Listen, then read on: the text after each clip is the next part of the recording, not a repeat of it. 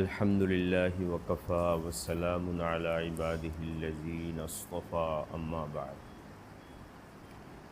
মুহতারাম হাজিরিন, আমাদের এই মজলিসের আলোচনা হলো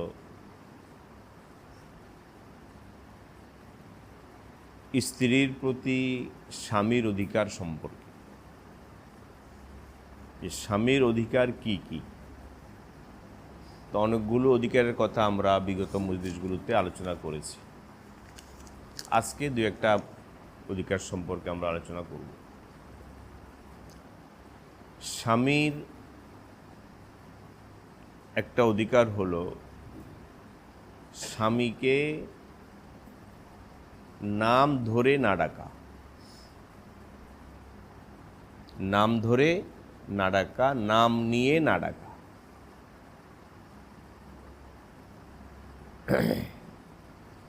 বলল, হে মাসুদ এদিকে আসো, হে মাসুদ এদিকে আসো, নাম নিয়ে ডাকা। এটা স্বামীর হক নষ্ট করা।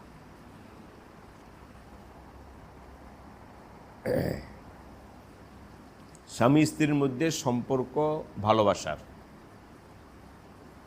হৃদ্যতার, এটা হওয়া চাই, কিন্তু সব কিছুর ব্যালেন্স আছে।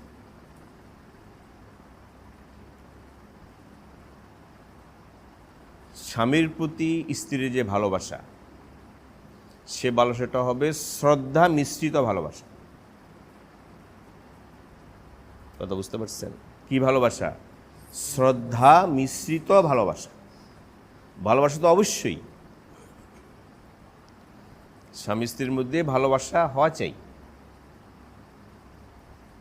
তো স্বামীর প্রতি স্ত্রীর যে ভালোবাসা, সে ভালোবাসাটা হবে শ্রদ্ধা মিশ্রিত ভালোবাসা। সেখানে ভালোবাসার সাথে সাথে শ্রদ্ধার দিকটাও লক্ষ্য রাখতে হবে। এটা হলো ইসলামের নির্দেশনা, ব্যালেন্স ঠিক রাখা। আর স্ত্রীর প্রতি স্বামীর ভালোবাসা, এখানেও ভালোবাসা আছে, কিন্তু এই ভালোবাসার ভিতরে আরেকটা জিনিস আছে। স্ত্রীর প্রতি ভালোবাসার সাথে সাথে স্ত্রীর প্রতি স্নেহ মমতা। স্নেহ মমতা মানে স্নেহ মমতা মিশ্রিত ভালোবাসা। যদি স্বামীর প্রতি শুধু ভালোবাসা, শ্রদ্ধা নেই, ভালোবাসা শ্রদ্ধা নেই, তাহলে এই ভালোবাসায় মান্যতা আনবে না। স্বামীকে মেনে চলা, মেনে চলা বলছিলাম না যে স্বামী পরিবারের অভিভাবক। স্বামীর অভিভাবকত্ব মেনে চলা, এটা স্বামীর হক, স্বামীর হক। স্বামীকে অভিভাবক হিসাবে মেনে চলা, না হলে পরিবার চলবে না। এখন যদি স্বামীর প্রতি শুধু ভালোবাসা, দুজনে সমান, শুধু ভালোবাসা, শ্রদ্ধা নেই, তাহলে এই ভালোবাসায় মান্যতা আনবে না, মানা হবে না, স্বামীকে মানতে পারবে না। যদি মান্যতা না আসে, ভালোবাসা আসে, মান্যতা নেই, তাহলে দাম্পত্য জীবনে বিশৃঙ্খলা সৃষ্টি হবে, যেটা হচ্ছে। যে কোনো জায়গায় যেখানে সমাজ একাধিক লোক থাকে, সেখানে মান্যতা রাখবে, একজনকে মানতে হবে, মেনে চলতে হবে। এই জন্য ইসলামের নির্দেশনা হলো স্বামীর প্রতি ভালোবাসা, সাথে সাথে কি শ্রদ্ধা। সে শ্রদ্ধার ব্যাঘাত ঘটে যখন নাম নিয়ে ডাকে, ওই মান্যতায় কমতি আসে, তখন মাথার উপর সওয়ার হবে, ছড়ি ঘুরাবে। এই জন্য ইসলামে স্বামীর একটা হক এটা, যে স্বামীকে কি করা, স্বামীকে নাম নিয়ে না ডাকা, অমুক, এই মাসুদ এদিকে আসো, এরকম না ডাকা, এটা স্বামীর হক।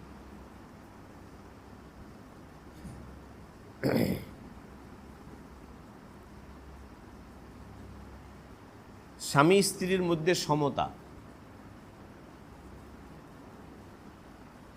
আরবিতে একটা কথা আছে, আরবি একটা জরবুল আমসাল বা প্রবাদ, আল জাহেল ইম্মা মুফরিদ ওয়া ইম্মা মুফাররিদ। এটা আরবি একটা প্রবচন, আল জাহেল ইম্মা মুফরিদ ওয়া ইম্মা মুফাররিদ। যারা অজ্ঞ, হয়তো শিক্ষা আছে কিন্তু অজ্ঞ, অনেক শিক্ষিত লোক কিন্তু জ্ঞানী না, শিক্ষা আছে জ্ঞান নেই, এরকম যারা অজ্ঞ, শিক্ষা আছে জ্ঞান নেই, এরকম জাহেল যারা, এরা হয়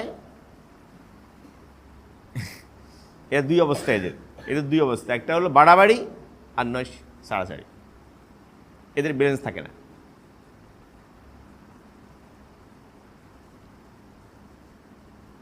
এখন চলছে সমতা, সব জায়গায় কি সমতা, বৈষম্যহীন।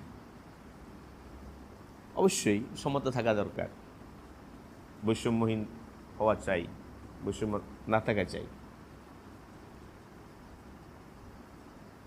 কিন্তু সমতা কোথায়? সব ক্ষেত্রে সব জায়গায় সমতা?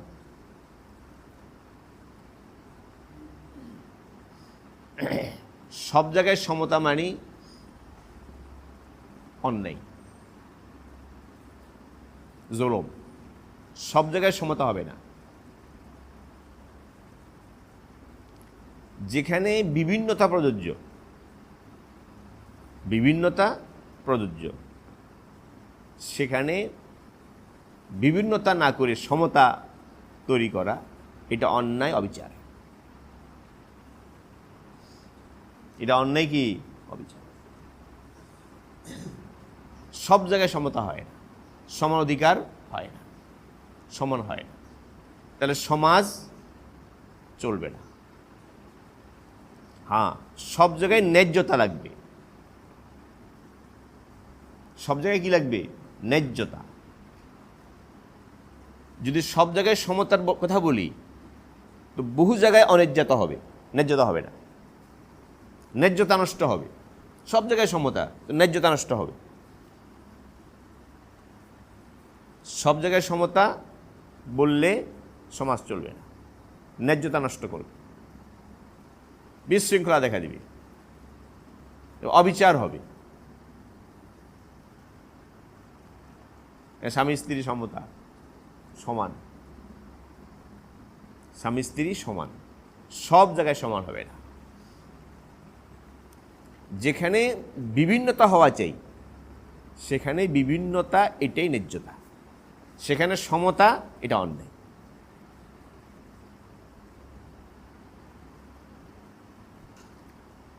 স্কুলের হেডমাস্টার, প্রধান শিক্ষক, আর একজন টিচার, সাধারণ শিক্ষক, দুজন সব ক্ষেত্রে সমান। বলে সমতার জন্য আন্দোলন করলাম, বৈষম্যহীন হবে কেন? বৈষম্যহীন সমাজ আমরা চাই না। হইব এটা? স্কুল চলবে না, সব জায়গাতে সমান, সমতা হবে না। হবে প্রধান উপদেষ্টা, প্রধানমন্ত্রী, আর একজন আমি সাধারণ নাগরিক, সব জায়গায় সমতা?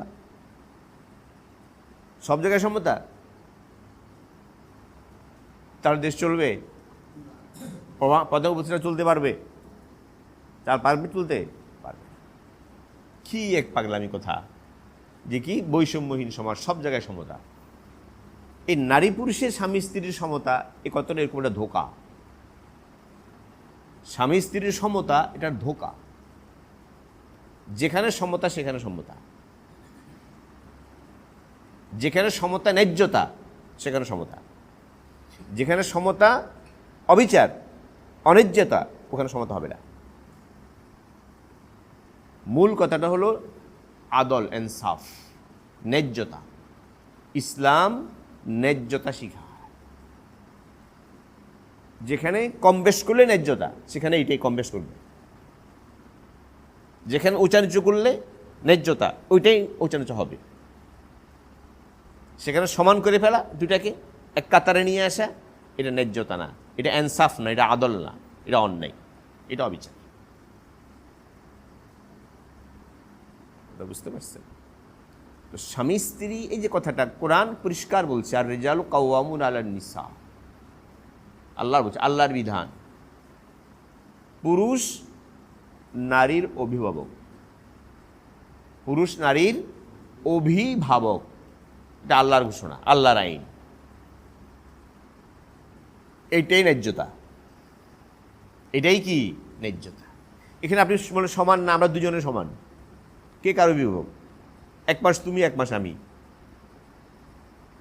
বা সমান সমান, সব ক্ষেত্রে সমান সমান। তো এটা কি ন্যায্যতা হবে না অন্যায় হবে?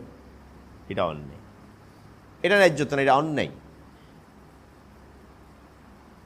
তো এই কথাটা, এই জিনিসটা এখন এমন একটা পর্যায়ে গেছে যে এই কথাটা আমি এই জন্য বলতে চাচ্ছি যে নাম নিয়ে ডাকা, স্বামীকে নাম নিয়ে ডাকা, এখান থেকে অমান্যতা আসে।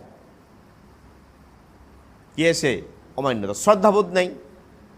স্বামীর প্রতি ভালোবাসা ঠিক আছে, ভালোবাসা থাকা চাই, এটা আল্লাহ বলেছেন কোরআনে। দুজনের মধ্যে ভালোবাসা থাকবে, কিন্তু ভালোবাসার মাত্রা আছে, মাত্রা জ্ঞান থাকতে হবে। কোনটা কোন মাত্রায় উদু থাকতে হবে। যাদের মাত্রা জ্ঞান নেই এরা হলো অজ্ঞ।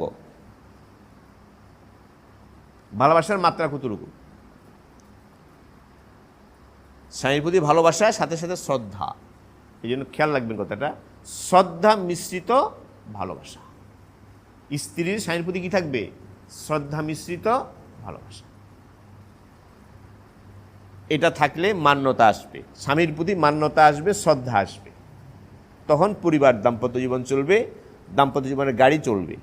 আর না হলে গাড়ি চলবে না, হোঁচড় খাবে, ধাক্কা খাবে, বিশৃঙ্খলা দেখা দিবে দাম্পত্য জীবনে।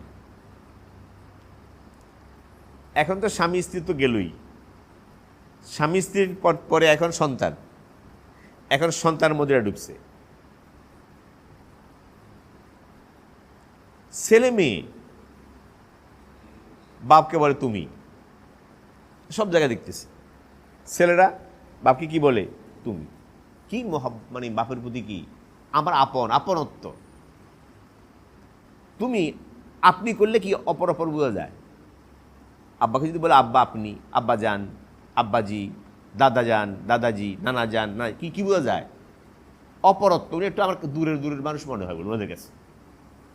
আর যদি কি বলে তুমি বলি আব্বাকে, আব্বা তুমি এদিকে আসো, আম্মা আম্মু তুমি এদিকে আসো, কি মনে হয়? আপন মনে। মানে বিকৃতি কাকে বলে? এটা ছোট জিনিস না, এগুলোকে ছোট মনে করবেন না। এগুলো পারিবারিক শিক্ষা। পরিবারটা ধ্বংস হচ্ছে আমাদের। এখন স্ত্রী স্বামীকে বলে তুমি, সন্তানটা দেখে, এখন সন্তান বাপরে বলে কি তুমি, তুমি এদিকে আসো, মা তুমি এদিকে আসো। কি এটা আমার আপন। আল্লাহ, এটা না। এই কারণে মান্যতা আসতেছে না। পিতার প্রতি শ্রদ্ধা, মার প্রতি শ্রদ্ধা, ভালোবাসা তো আছেই, ভালোবাসাতে কি শ্রদ্ধা, এখানে শ্রদ্ধাটা বেশি। এগুলো আমরা পরিহার করি, এগুলো ছোট না, এগুলো সব প্রত্যেকটা শব্দের প্রভাব থাকে না? প্রত্যেকটা শব্দের প্রভাব থাকে। এটা মানুষের মন মানসিকতায় প্রভাব সৃষ্টি করে। শব্দ প্রয়োগ, শব্দ ব্যবহার, শব্দ চয়ন, এটা বড় জিনিস। কোনখানে কেমন শব্দ বলতে হবে। কাজে আমরা এটা স্ত্রীদেরকে বলবো যে স্ত্রীরা স্বামীকে এভাবে ডাকবে, আপন এভাবে ডাকবে না, নাম বলে ডাকবে না, শ্রদ্ধার সাথে ডাকবে। এই শ্রদ্ধাবোধ থাকা চাই। বিশেষ করে সন্তানদেরকে তালিম দিবেন, পারিবারিক তালিম, পারিবারিক শিক্ষা, এটা বহুত বড় জিনিস, বহুত বড় জিনিস।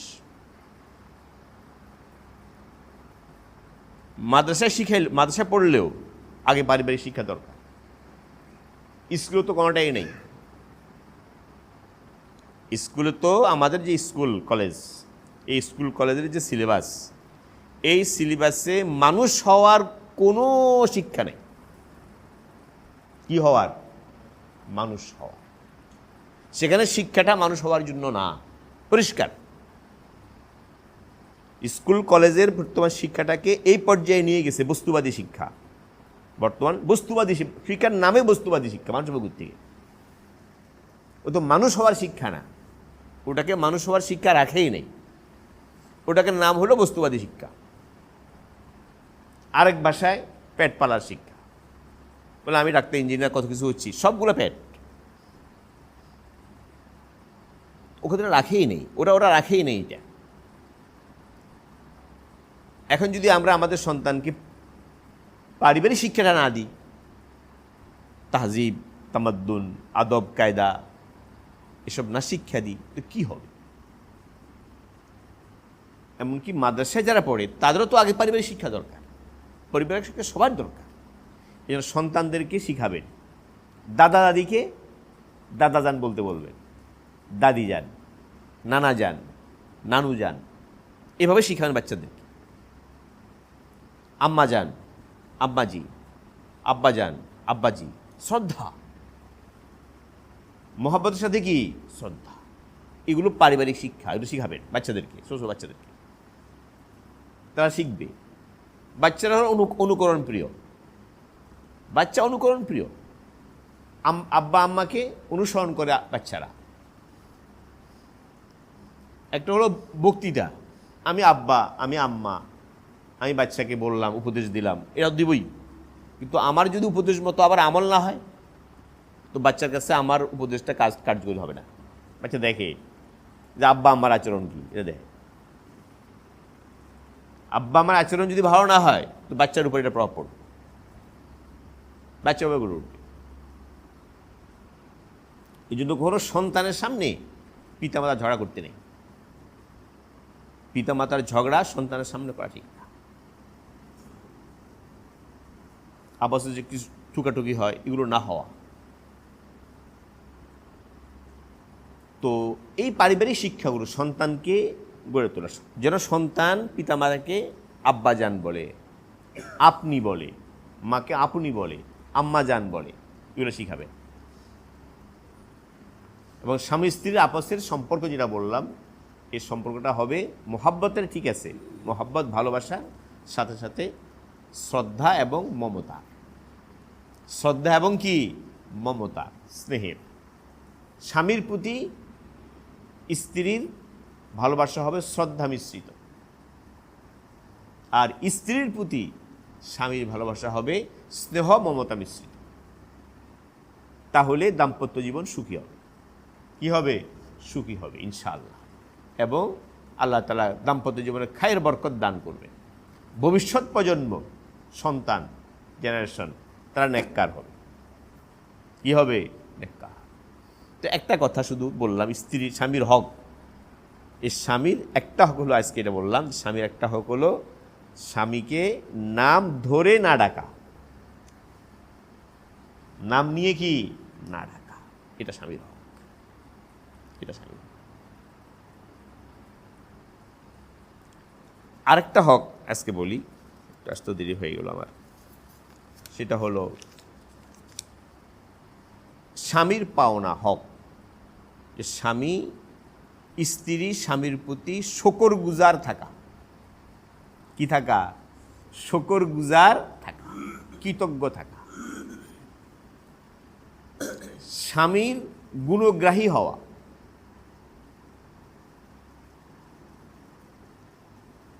সবর আর শকর, কটা সিফাত? সবর এবং শকর, এই দুইটা সিফাত দ্বারা ঘরটা জান্নাতের টুকরা হয়। ঘর কি হয়? জান্নাতের টুকরা হয়। সবর আর শকর, এটা দুটা সিফাত, গুণ, এত মানে মূল্যবান গুণ, সিফাত। এই দুটা সিফাত থাকলে পরিবার জান্নাতের টুকরা হবে। সবর শকর। কখনো পারিবারিক দিক দিয়ে সংকট আসতে পারে, আসে, অভাব, অসচ্ছলতা, একটু সংকট, একটু কষ্ট আসতে পারে। সে কষ্টটাকে, কষ্টের মুহূর্তে সবর করা, ধৈর্য ধরা এবং ধৈর্যের সাথে সে কষ্টটাকে কীভাবে দূর করা যায় চেষ্টা করা, কষ্ট থেকে উত্তরণের ব্যবস্থা করা কিসের সাথে? ধৈর্যের সাথে। এটা বহুত বড় গুণ। যে সবর করে, আল্লাহ তাআলার একটা নিজাম আছে, আদতুল্লাহ, আল্লাহর আদত আছে, নিয়ম আছে আল্লাহ তাআলার। একটা আল্লাহর কুদরত, একটা আল্লাহর নিজাম, আল্লাহর আদত। আল্লাহর একটা আদত হলো বান্দা যখন সবর করে তো সবরের নতিজা অবশ্যই স্বস্তি আসবে। অবশ্যই কি আসবে? স্বস্তি। ইন্না মাআল উসরি ইউসরা, মানে কষ্টের সাথে স্বস্তি আছে।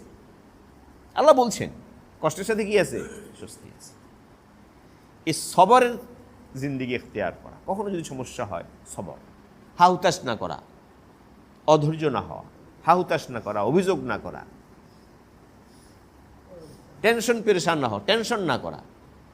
টেনশন খারাপ জিনিস, ফিকির ভালো জিনিস, টেনশন খারাপ জিনিস।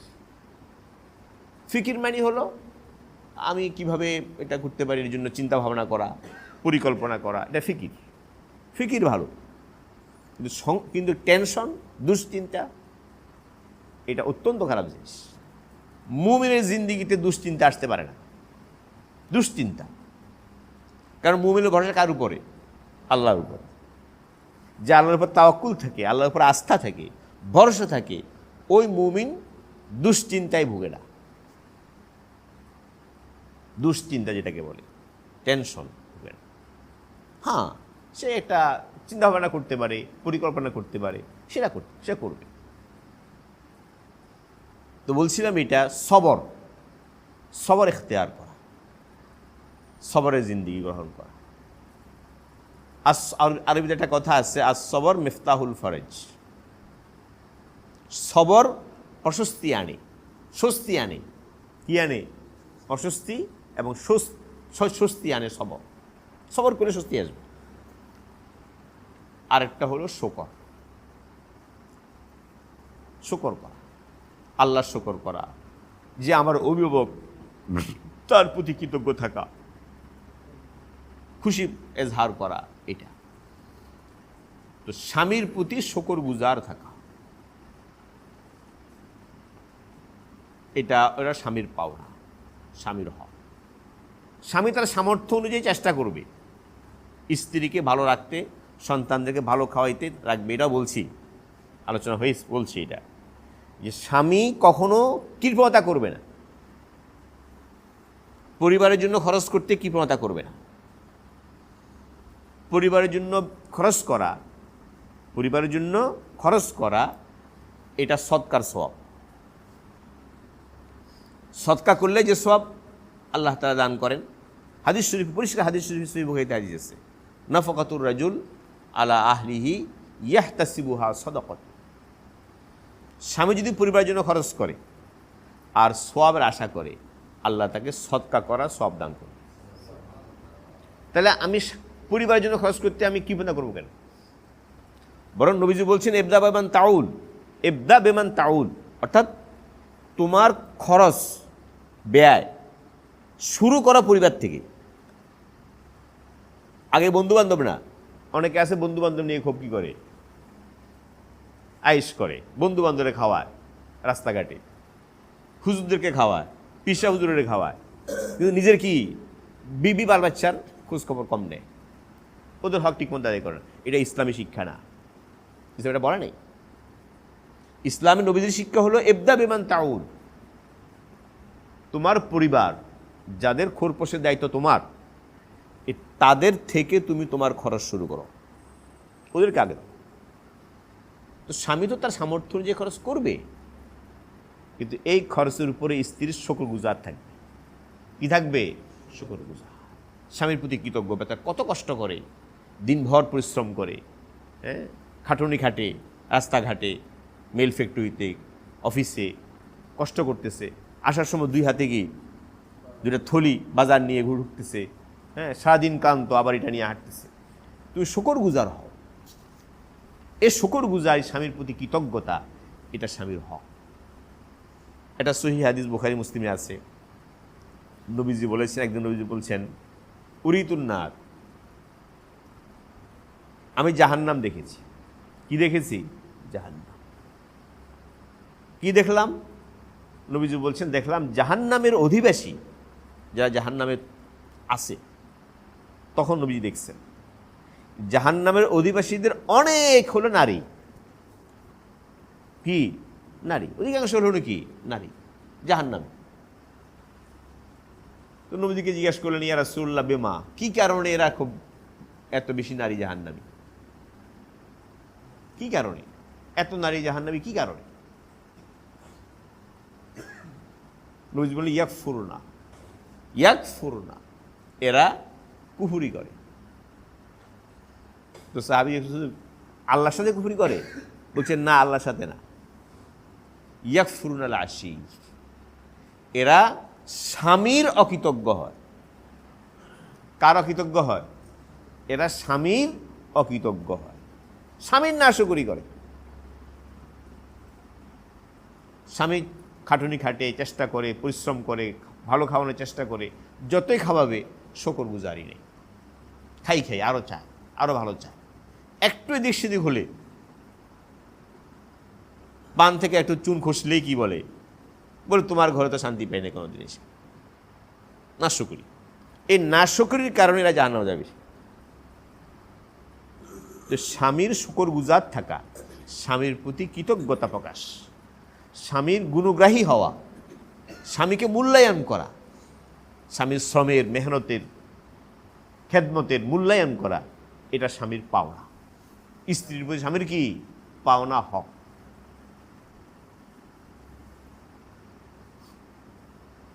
তো আজকে সমুদ্র দেরি হয়ে গেল। এই দুইটা হক আজকে বললাম। একটা হক বললাম কি, যে স্বামীর নাম ধরে না ডাকা, এটা স্বামীর হক। স্ত্রীর প্রতি স্বামীর হক পাওনা। দ্বিতীয় হক হলো স্বামীর শুকরগুজার থাকা, কৃতজ্ঞ থাকা। এই কৃতজ্ঞতা, সবর আর শকর। যে নারীর মধ্যে সবর শকর থাকবে, যে পুরুষের মধ্যে সবর শকর থাকবে, ওই পুরুষের জিন্দিগি শান্তির জিন্দিগি হবে ইনশাআল্লাহ। কিসের জিন্দিগি হবে? টাকালা হবে এই কথা না, সে ধনী হয়ে যাবে না, এ কোনো কথা না। ধনী হওয়া এক জিনিস, শান্তি থাকা আরেক জিনিস, দুটো এক কথা না। ধনে শান্তি আনে না, শান্তি ভিন্ন জিনিস।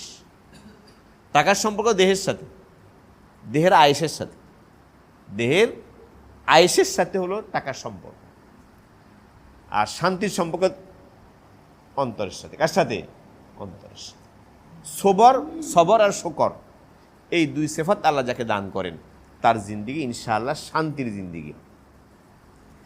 শান্তির জিন্দিগি। সে যদি টাকা থাকে তখনও শান্তি পাবে, টাকা কম, সংকট, একটু কষ্টের মধ্যে আছে, তখন সে শান্তি পাবে। টেনশন, দুশ্চিন্তা সে ভুগবে না।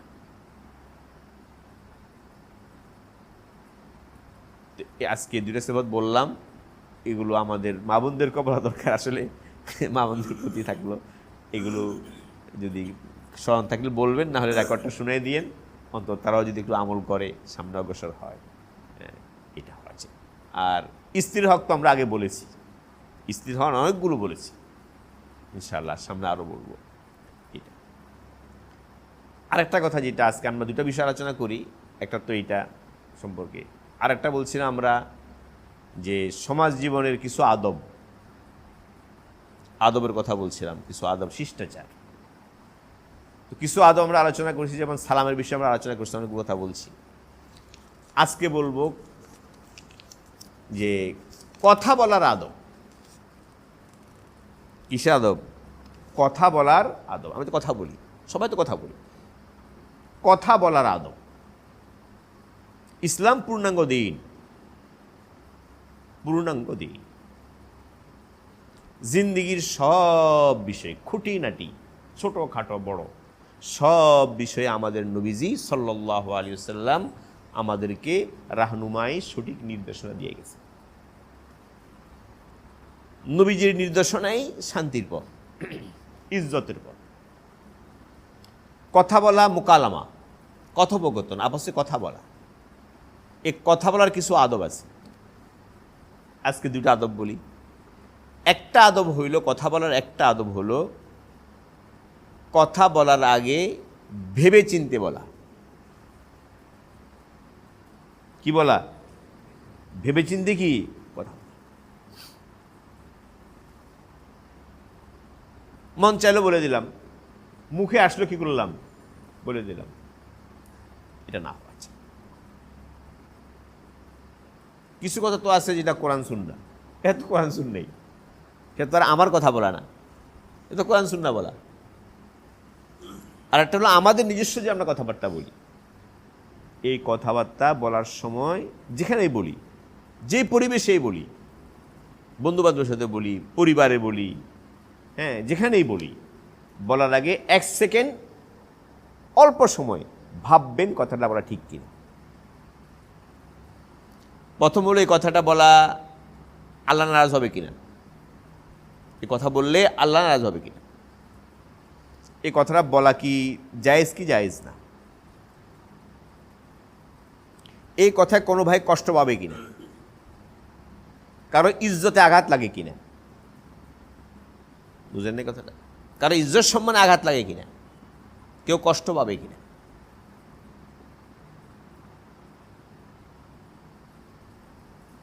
এই কথাগুলো 1 সেকেন্ড ভাববেন, ভেবে এরপর কথা বলবেন।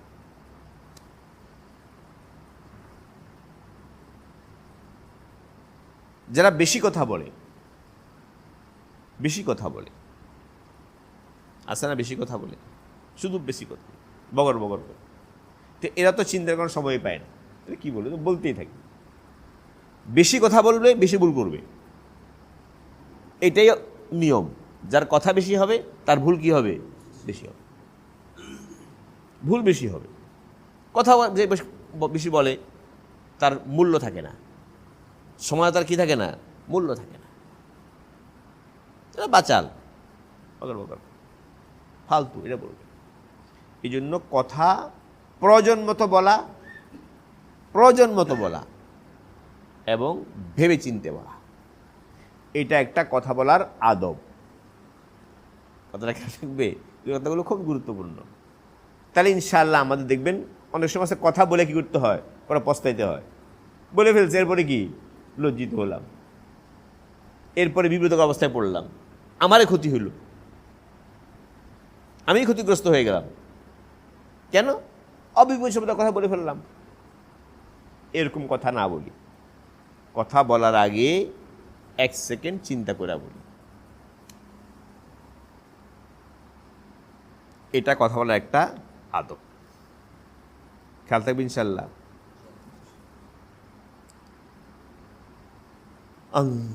আরেকটা আদব হইল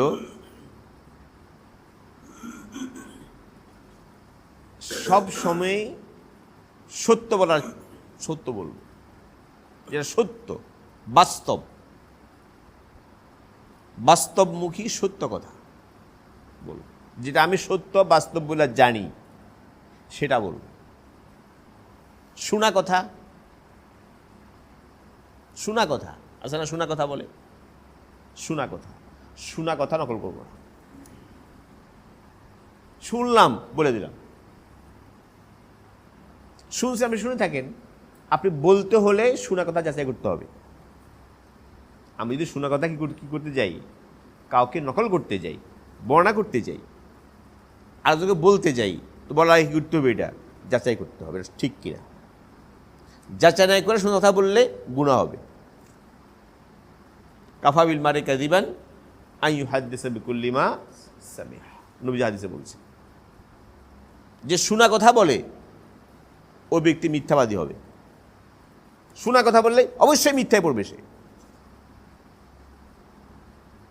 এই জন্য কথা বলার সময় যাচাই বাছাই করে বলবো, যাচাই বাছাই করে বলা। আজকে সমাজে বহু বিশৃঙ্খলা, বহু অশান্তি, আমাদের সর্বত্র কি কথা বলার আগে কোনো চিন্তা ভাবনা করে না, যাচাই বাছাই করে না, সত্য মিথ্যা যাচাই করে না, ভালো মন্দ যাচাই করে না,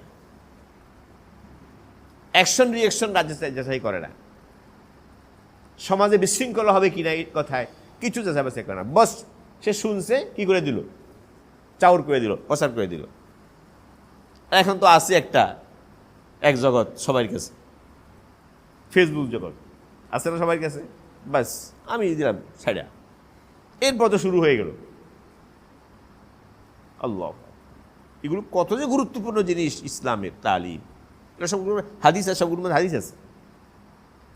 কথা বলার আগে যাচাই বাছাই করে কথা বলা, খেয়াল থাকবে কথাটা, ওয়াজ বেশি হয়ে গেলে আবার খেয়াল থাকবে না, এগুলো খেয়াল করে রাখবেন। 1 নম্বর বললাম কথা বলার আদব কি, ভেবে চিন্তে কথা বলা। 2 নম্বর বললাম সত্য বলা, যাচাই বাছাই করে বলা, যা শুনি তা না বলা, যা শুনি তা না বলা, যাচাই বাছাই করা। আল্লাহ তাআলা আমাদের সকলকে, অল্প কথা আজকে আলোচনা হলো, এগুলো আমল করার তৌফিক দান করুন। আমিন। ওয়া আখিরু দাওয়ানা আলহামদুলিল্লাহি রাব্বিল আলামিন।